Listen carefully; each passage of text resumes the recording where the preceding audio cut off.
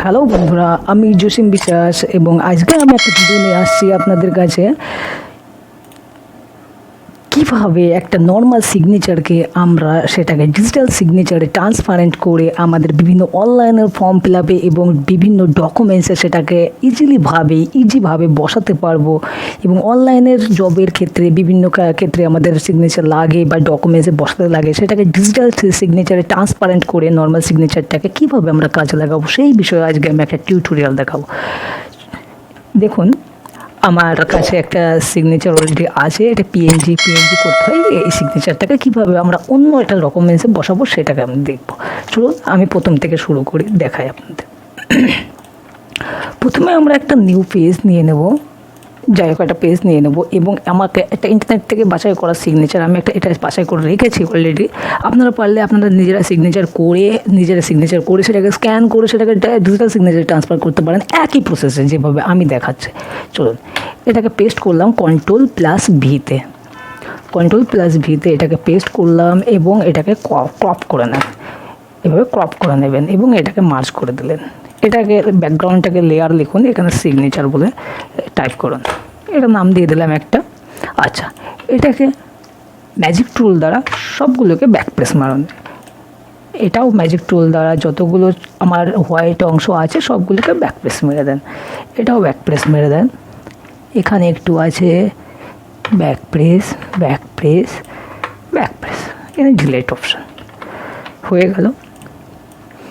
এটা হয়ে গেল, ডিজিটাল সিগনেচার তৈরি হয়ে গেল। আমি এটাকে যদি কালার চেঞ্জ করতে চাই, আমি এটাকে শিফট ধরে এটাকে আমি সিলেক্ট করব, এগুলো সবগুলোকে সিলেক্ট করে নেব এবং একটা নিউ লেয়ার তৈরি করব। এবং এখানে আমি সলিড কালারে গিয়ে আমি নিজের ইচ্ছা মতো কালার চুজ করতে পারবো।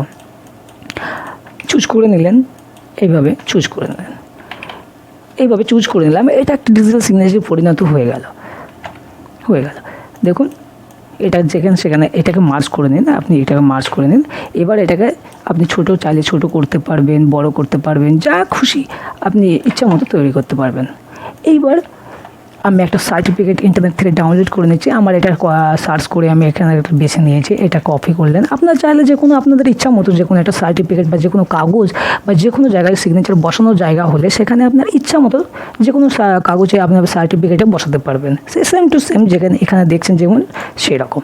এটাকে কপি করে একটা নিউ পেজ নিয়ে নেব Ctrl+N-তে। আমি A4 চুজ করলাম এবং এটাকে রোটেট করে নিয়ে Ctrl+V-তে পেস্ট করে দেন এবং এটাকে Alt+Shift ধরে এটাকে বড় করুন থাকলো, এই হয়ে গেল পরিমাণ মতো।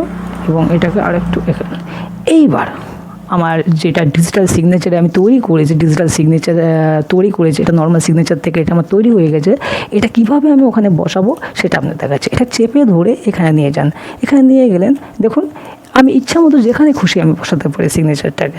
আপনি যেখানে বসানো দরকার সেইখানটায় আপনি আপনার সাইজ অনুযায়ী কতটুকু সাইজ অনুযায়ী কী করবেন সেটাকে বসে দেন। দেখুন, পারফেক্টলি হয়ে গেছে, একদম পারফেক্টভাবে সিগনেচার। মনে হচ্ছে না যে এটা কোনোভাবে আমরা আলাদাভাবে তৈরি করে এখানে ট্রান্সপারেন্ট করছে। দেখুন, আপনি দেখতে পারবেন। এইভাবে চাইলে আপনারা প্রত্যেকটাতে কপি করে বা আলাদা সিগনেচার তৈরি করে এখানে অন্য সিগনেচার একটা বসাতে পারেন। Same to same process. আপনারা চাইলে যে কোনো ডকুমেন্টসে আপনারা এইভাবে একটা সাধারণ সিগনেচারকে ডিজিটাল সিগনেচারে ট্রান্সপারেন্ট করে আপনারা ইজিলিভাবে এটাকে কাজে লাগাতে পারবেন। এই প্রসেসটা আমারও জানা ছিল না, আমরাও শিখেছি। আপনারাও দেখে হয়তো শিখতে পারবেন। প্লিজ আমার চ্যানেলটাকে একটু গ্রো করার জন্য প্লিজ একটু সাবস্ক্রাইব করবেন, যা করে হোক আমাকে সাবস্ক্রাইব করাতে হবে এবং বেল আইকনে টিক মারতে হবে যাতে আমার নেক্সট ভিডিওগুলো তুরন্ত আপনাদের কাছে পৌঁছে যায়। সেই